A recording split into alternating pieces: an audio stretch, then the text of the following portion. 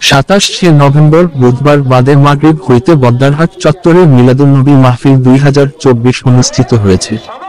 উক্ত মাহফিলের প্রধান অতিথি হিসেবে উপস্থিত ছিলেন শুল্কবহর 8 নং ওয়ার্ডের সাবেক কাউন্সিলর অধ্যক্ষ শামসুজ্জামান হেলালি, বিশেষ অতিথি ইঞ্জিনিয়ার মাহবুবুল হাসান রুমি, মোহাম্মদ শহীদুল্লাহ তালুকদারের সভাপতিত্বে প্রধান বক্তা ছিলেন মাওলানা মফিজুল হক।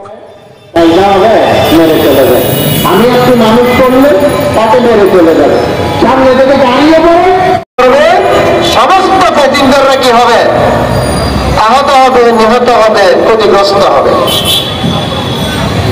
ট্রেনের স্বাধীনতা 2 লাইনের উপরে।